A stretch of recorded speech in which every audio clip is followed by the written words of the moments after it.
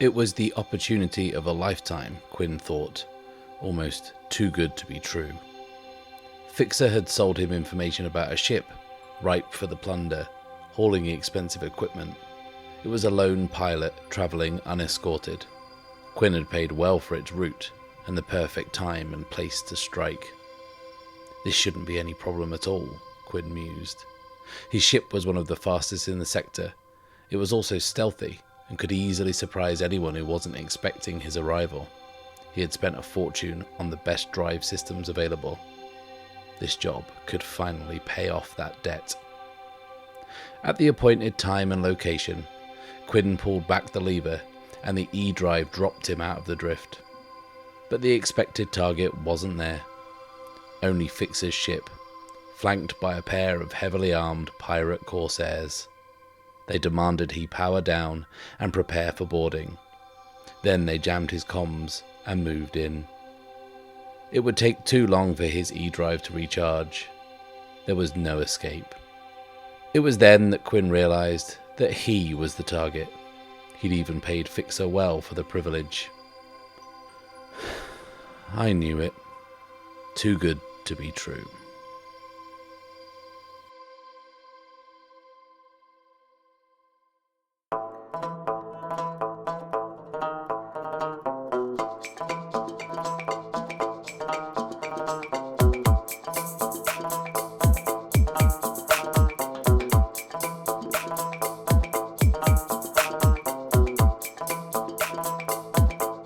Hello, and welcome to The Bad Spot, an actual play podcast where I, Matt Risby, and I alone am playing through Ironsworn Starforged.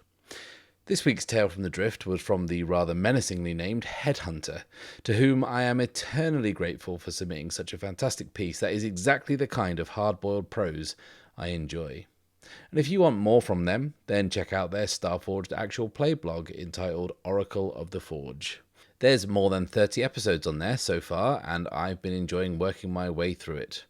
If you want to do likewise, then you'll find a link in the description below.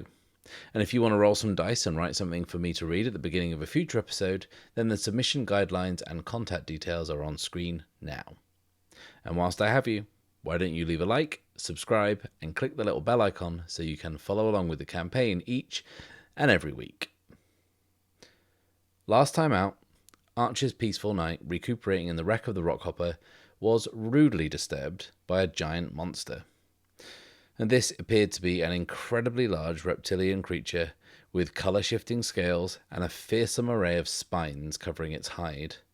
But the size of this thing wasn't the most frightening thing about it, as the beast can seemingly generate electricity that it can use to stun its prey. After watching the creature exhibit these terrifying abilities, Archer slips and gives away his position. The beast promptly pulls the rockhopper from the trees and brings it to the ground, clawing at Archer inside.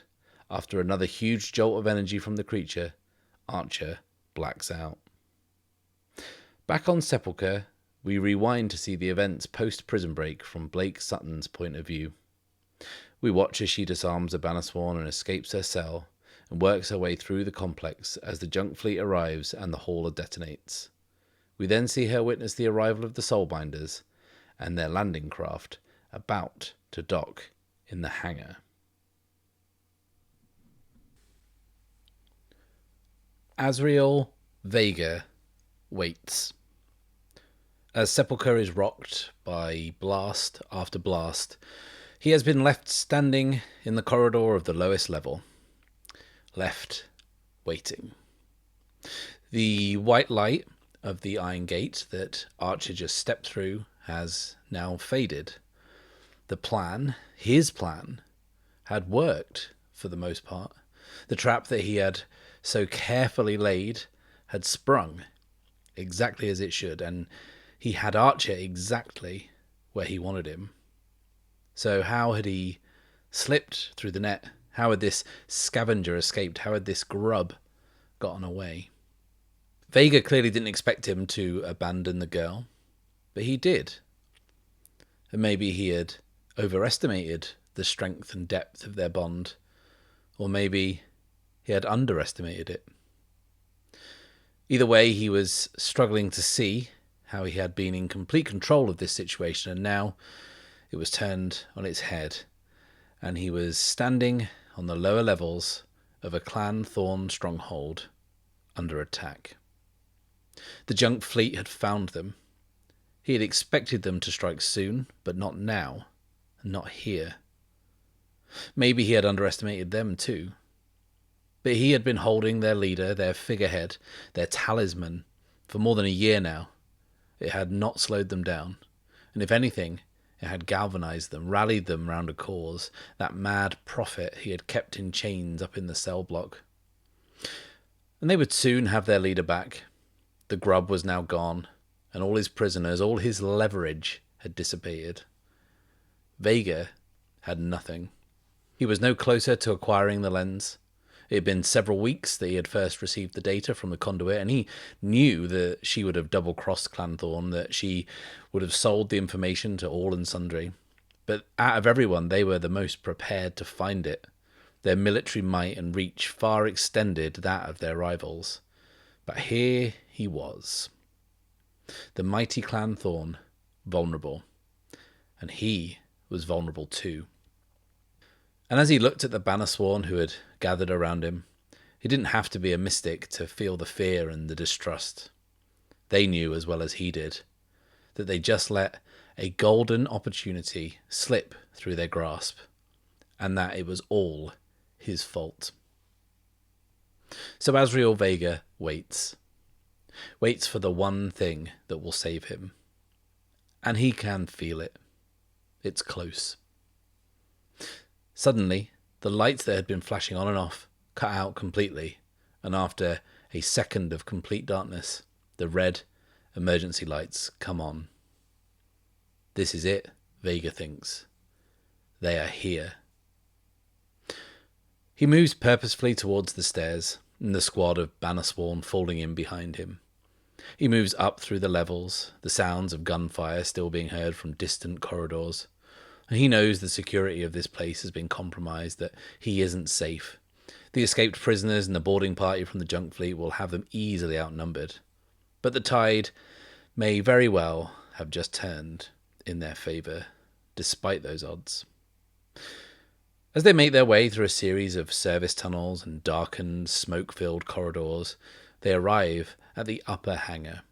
The hangar used to send new recruits down to the inhospitable icy wastes of Varnholm, where they would run the ritual of Kashiba, returning triumphantly to this very hangar as Clan Thorn Bannersworn. But for now, the hangar is deserted, save for one vessel, an incongruous sight if there ever was one. In the forge, everything is dirty, nothing is new. Even this largely ceremonial place is functional for the most part. But here, in the middle of the hangar, is a pristine golden craft. It is sleek, with a slender hull that tapers to a point at the bow. The wings are small and tucked backwards along its side like a hawk diving for its prey. One of the Bannersworn, an officer, hustles up beside Vega, their voice panicked. "What should we do, sir?" A smile slowly spreads across Asriel Vega's face, and he says, "Nothing. Faith is all we need now." And the landing ramp silently slides down, and the large doors slowly part. So, Archer comes to. His eyes creak open, letting in floods of blinding light. He feels heavy, his head foggy, and as his vision slowly begins to clear, he can see his hands stretched out, kind of reaching in front of him. And they too feel heavy, and he's slightly confused as to what he's reaching for. And then he sees his legs are stretched out in front of him too. Why are they doing that, he wonders. Then he feels something that's cutting into his shoulders. And that's when he figures out that he is hanging. He is suspended somehow in a seat to which he is firmly buckled. And the details of his surroundings come into focus. There is ahead of him a muddied dashboard, the glass and controls smashed beyond repair. There's a yoke, a kind of twisted joystick that's broken and bent and just out of reach. And the footwells are filled with mud and leaves. The screen glass is buckled inward as lumps of rock intrude into what Archer realizes is still the cockpit of the Rockhopper. He remembers the events from last night, the flash of light and his subsequent blackout. There's not much light coming in here, but he can see that some of the metal detailing of the cockpit is charred and black. He turns his head the best he can to see where that light is coming from, and through some tears in the metal above his head, he finds the source. He reaches for the release on the seatbelt harness that has held him in place, and after some effort, frees himself. He's managed to ease himself down onto the dashboard. His arms and legs feel numb as he shakes the blood back into them and checks himself over. So, we're owed a suffer move from last week, aren't we? When Archer was shocked into unconsciousness by the monster, who, by the way, we have had some amazing naming suggestions for. In addition to the 3 that I came up with, which I do feel were very strong, we have had plenty sent in. We've had Voltodon Rex, we have Thunderstomp, we have Zaptor. A few people came up with that one that was very good. I like that one. We have Stormosaur, Ampliguanodon, Dracovolt. There was a whole bunch of ideas from you all. So thank you very much for sending those in. But honestly, I cannot believe that none of us came up with the name that was staring us in the face all along. How on earth did none of us think of E-Rex? And I'm blatantly kicking myself here because that was right there the whole time. But anyway, Thunder Bastard was the most popular, because of course it was, you're all children. And whilst you can all refer to these animals in any way you like, they haven't been formally described in any scientific journals yet. I'm going to call this thing an arc dragon. And that arc dragon zapped the Rockhopper, and by extension, Archer, as it was trying to get to him. But Archer survived. But because of what we rolled, it was not without cost. So it makes sense that we knock our health down a little bit, because I think he was banged up pretty good and electrocuted by a giant monster. So I think dropping down to 2 health seems only fair. So we can see this is all starting to take its toll on Archer. Things are beginning to look and feel pretty bad, to be honest. But he's still alive, at least. He can take some small amount of comfort in that. I think he takes a moment to get the full feeling back in his limbs and kind of checks himself over for any more serious damage. And then he listens. He listens for signs of movement, for anything moving outside. So does he hear anything? Shall we ask the Oracle? How likely do we think this is? Should we say 50-50? That seems fair. Let's say 50-50. Do we hear anything outside? 38 is yes, we do. But what is it? Let's ask the Oracle. 49 is liquid. Okay, so you can hear liquid outside. So, okay. Archer strains to hear. His head is still ringing from the ordeal. It's difficult to kind of separate the tinnitus in his ears from what he can hear outside, but he can hear something. He stands up, feet on the dashboard, moving his head closer to the door of the cockpit, which is above him. And he turns his ear, presses it to the metal, closes his eyes and tries to strain to hear. There's something out there. And if he isn't mistaken, it sounds like running water. With one hand on the lever of the door, he draws his pistol with the other. He pulls the handle down and pushes it up and open. And he is immediately blinded by sunlight, and he kind of raises one hand to his eyes, and then with the other hand he snaps off a couple of panic shots with his pistol as he kind of recoils away from the light, stumbling back into the cockpit. But there's silence. Only silence follows. The only thing he can hear is the sound of water. He blinks, his vision is beginning to clear. He cautiously looks back through the cockpit door, and he can't see anything. But he can hear the running water. Clearer, louder this time. He readies his pistol once again, stands up, and pulls himself up and out of the cockpit. And as his eyes adjust, he takes in his surroundings. And the first thing he notices is that there is nothing, like absolutely nothing, left of the rock hopper. The section that he had taken refuge in the night before had been completely torn away, and what remains is just the snub nose of the craft, only the cockpit and the door, which is clearly built of sturdy stuff, like designed to withstand extreme atmospheric conditions, and that has remained in one piece, but the rest of it just is not there, and what is left, this snub nose of the cockpit, is just scorched and scarred with deep gouges. And Archer can barely believe that this is what has kept him alive, but like the cockpit, he is miraculously still somehow intact. So before I describe what is happening here and we figure out where we are with just the prompt liquid, I am going to get creative with the rules real quick, and I hope you will indulge me whilst I twist the mechanics of this elegantly designed game around my somewhat inelegant storytelling.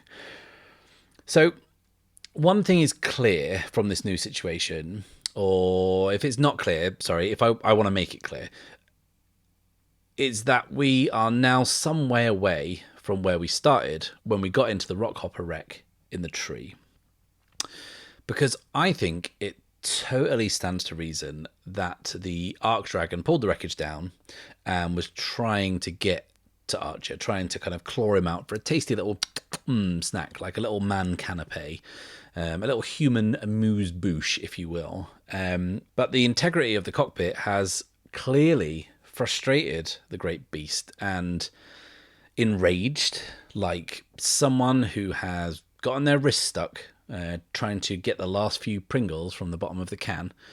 It has kind of tossed and smashed and rolled this thing a considerable distance. And I think I want to reflect that mechanically by making the move undertake an expedition. Albeit, whilst the character who has undertaken said expedition was unconscious the whole time. It was really a big electric porcupine lizard that did the hard work. So, let's have a look at the move and see how we're going to make it work. So it says, when you trailblaze a route through a perilous space, or journey over hazardous terrain, or survey a mysterious site, give the expedition name and rank. Then for each segment of the expedition, envision your approach. And then it gives you 3 options: move at speed, keep under the radar, or stay vigilant. Now, I think this poses some interesting game questions. If you're not in control of how you made the move, how do you square it with the rules? Now, let's be clear here. Nothing I do here is going to break the game. So we can rest easy on that front. I'm not power gaming a solo adventure because that would be ridiculous. What I'm looking for here is the most appropriate way to tether the narrative to the mechanics. So I think looking at those options, I almost need like a roll plus iron option that perhaps represents how Archer toughed it out or kind of powered through. But that isn't an option, and I'm not looking to homebrew this move. Although that could be an additional way to undertake an expedition, I guess. But then I suppose that that's fairly situational, and it kind of wouldn't work, would it? Because you'd always have to be facing adverse conditions in order to kind of power through. Anyway, not wanting to be sidetracked by writing hypothetical rules, I need to pick one of these 3 options. And what I think I'm going to do is I'm going to carry over the intent of the last thing Archer did narratively. So what did he do? He hid in the cockpit. So that would suggest roll plus shadow, right? He was trying to stay hidden from this thing.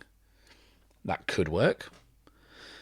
But then actually the very last thing he did before he lost consciousness was buckle himself in, because he knew he was in for a rough ride. He knew that he was going to get smashed about, and he used his smarts, he used his wits to give himself the best chance of survival.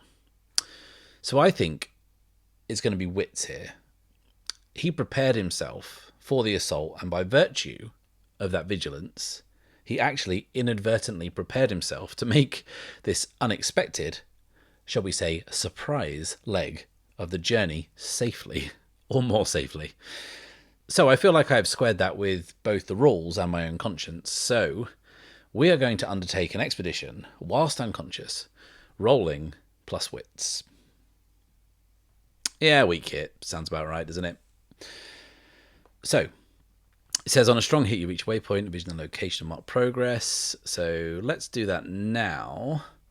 But we rolled a weak hit, so in addition to marking progress, we are going to either suffer costs en route, make a suffer move -2, or 2 suffer moves -1, or face a peril at the waypoint.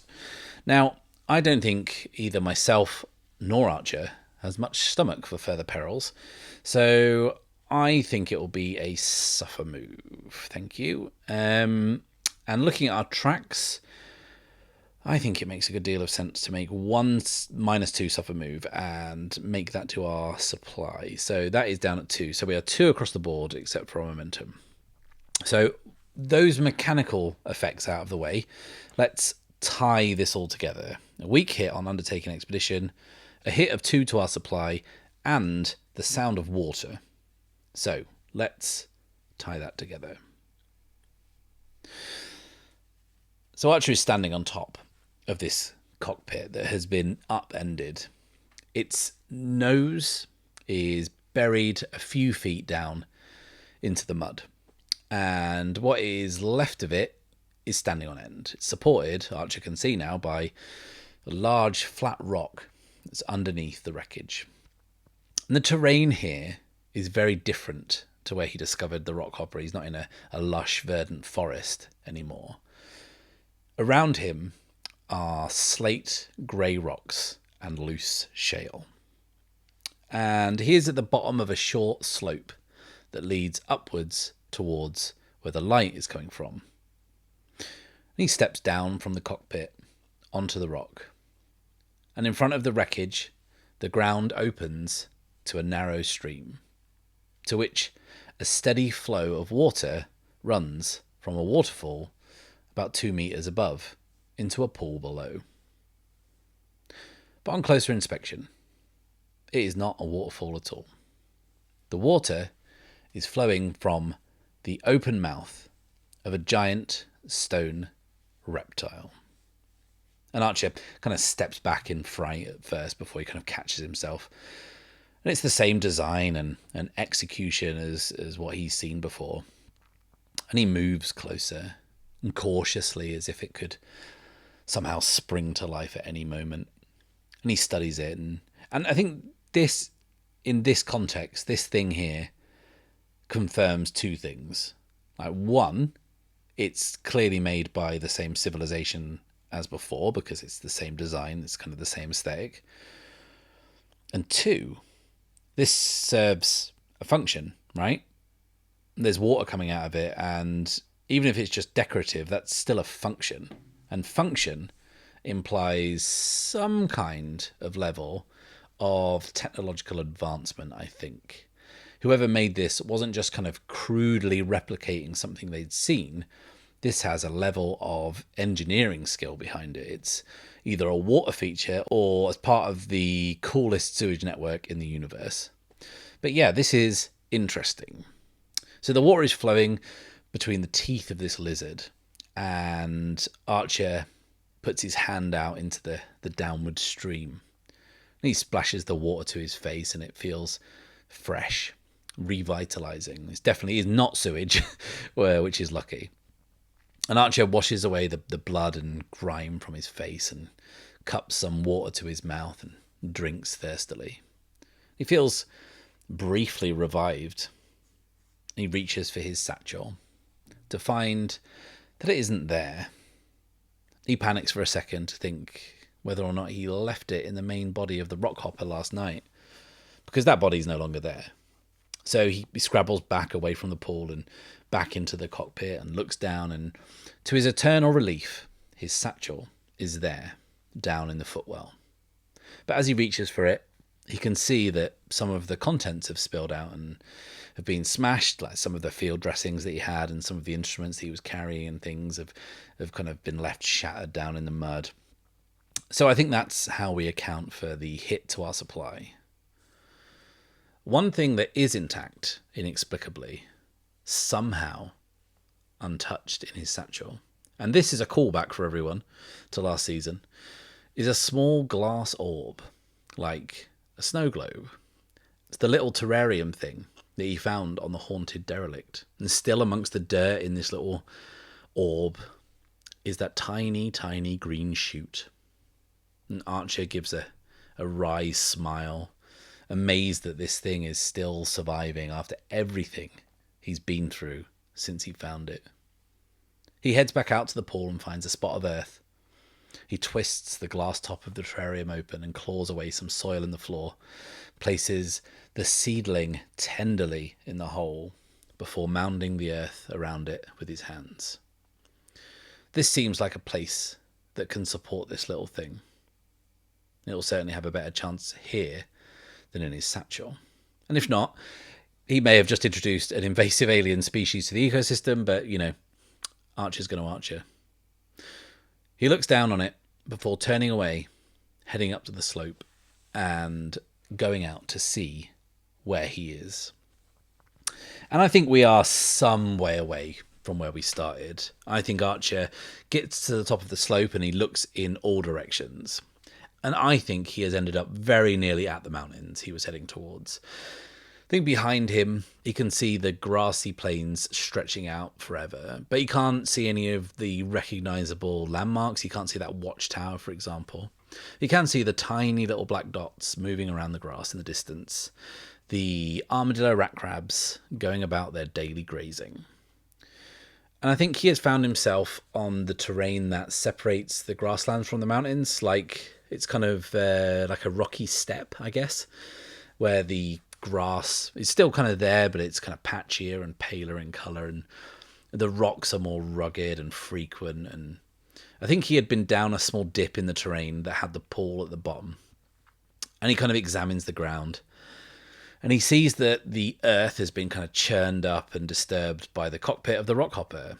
And if he kind of looks back down the hill, back towards the grassland, in the distance he can pick out scraps of the wreckage in amongst the grass. The Ark Dragon must have kind of dragged this thing out of the forest and pulled it all this way and shredded it the best it could and launched whatever was left of it up here in frustration, and this is where it came to a rest. And Archie is kind of amazed that he's managed to survive that. But then he kind of turns his attention back towards the mountain behind him, and he's probably a good few kilometres away from the pass, which he can now see a bit more clearly with the dragon statues guarding the way. And he can kind of trace the switchbacks up the mountain. They look steep and with sheer drops, but the way is clear. He has no idea if it will bring him any safety, but anything feels safer than spending another night down in the valley. And this slightly higher elevation affords him a better view of the Iron Gate as well, that's still hanging in the atmosphere a few hundred metres above the ground. And looking at it, he thinks two things. One, how on earth did he survive that fall? And two, how on earth is he going to get back up to it? But yeah, that's a future Archer Barlow problem. And for now, he just needs to make for the pass in the mountains. So I think we're going to pick up the expedition again.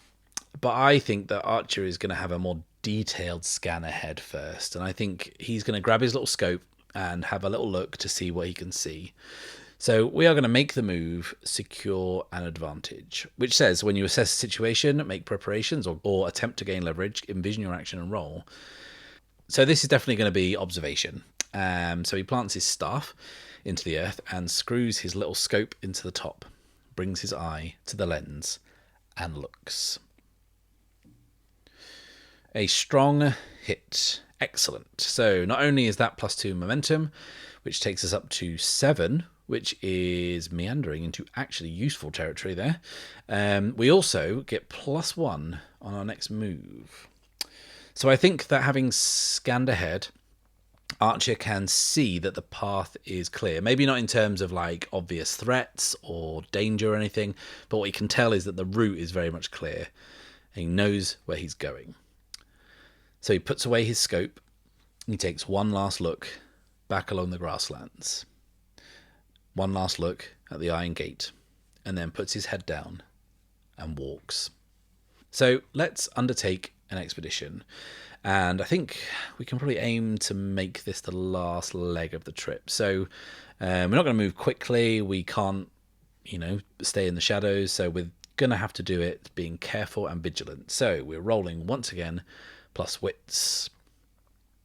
Another strong hit with the +1 from that secure advantage. Emphatically a strong hit. So let's mark progress. So explore the mysterious past the mountains, 8 out of 10.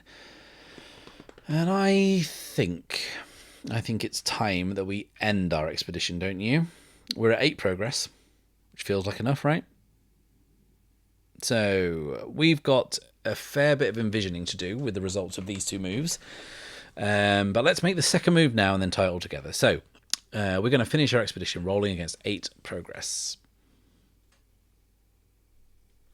A weak hit. So you reach your destination or complete your survey, mark a reward on your Discovery's legacy track as per the rank. On a weak hit, you face an unforeseen complication at the end of your expedition and make the legacy reward 1 rank lower. So this was dangerous, so we're going to add 1 tick to our Discovery's legacy track. And also face an unforeseen complication at the end of our expedition. Because, of course we do. So what shall that be? Should we ask the Oracle? I feel like we probably should. So, 50. Guarded or patrolled path. Okay. Let's do this. Archer puts his head down and puts one foot after the other. He picks his way through the rocks and the loose shale of the steppe. There doesn't seem to be much in the way of life on this bit, because why would there be with such lush vegetation down on the plains? I mean, there are electric dinosaurs, but I suppose you got to take what you can get. After about half an hour of rocks and shale, the gradient increases and it becomes a slow trudge uphill. It's evident that the path that stretches out in front of Archer has clearly been made. It's a simple dirt path that follows the mountain up in a series of seemingly endless switchbacks. And even though he must now look ahead for threats and danger, it is disheartening to see how far he has to go. But he just puts one foot after another and forges ahead. And it's much like this for several hours as he works his way up the mountain. And even though the skies are clear and the sun is beating down, the temperature is dropping as he gets higher and higher. And he can feel the air getting thinner and thinner as each step becomes harder and harder. And he pauses to gather himself and catch his breath, and as he goes on and takes each switchback, he finds himself stopping to catch his breath every few yards, it seems, as it becomes more difficult. But after what he thinks is about 4 or maybe 5 hours of trekking, he finally sees them. The stone reptiles carved into the mountain, with the peaks on either side towering up behind them. Whether it's the exhaustion or the altitude, Archer isn't sure. But he doesn't feel so good. He doesn't know why the stone dragons are there, or what they are guarding, or what could possibly be on the other side of the pass. It could be nothing. He could have just trekked all this way up to find nothing. But for now, all he knows is he needs to rest. He needs to sit down, because he is exhausted. So he plonks himself down on the path, and I'd say he's probably about 30 or 40 meters away from the stone guardians. And up relatively close, he can admire their towering size and their grandeur.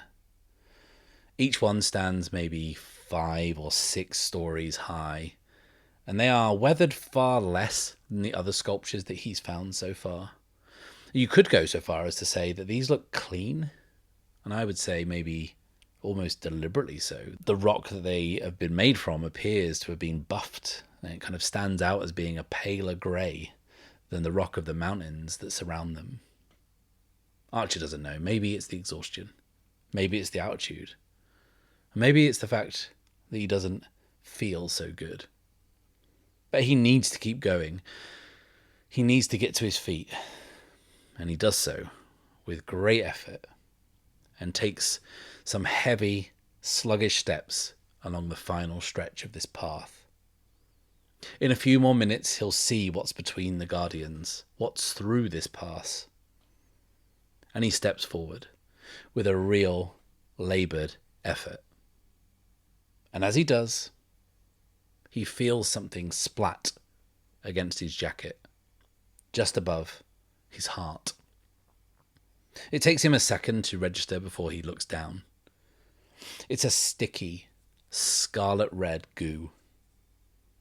He kind of looks up to see where it came from, when there's another splat, this time where his collar meets his neck. He reaches up to wipe it away, and he can instantly feel his fingers tingle. This sensation quickly spreads across his palm and up his wrist.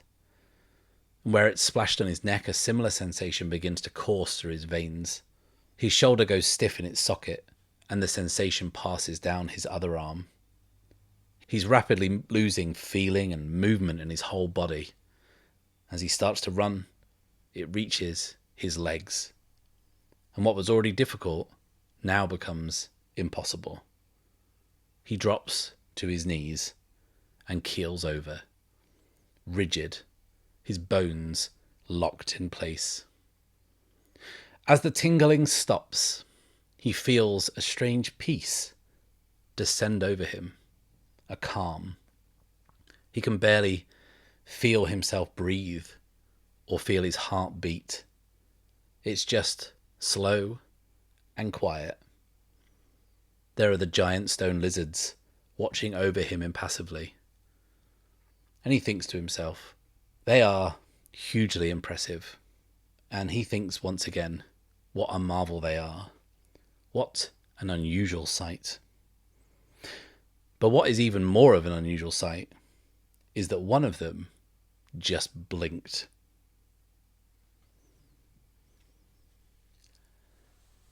Thank you a million times. Thank you for watching. Please like this video, subscribe if you've not done so already, and click the little bell icon so you can be informed of next time a video drops. I'll be back next week. Until then, it's farewell and safe passage.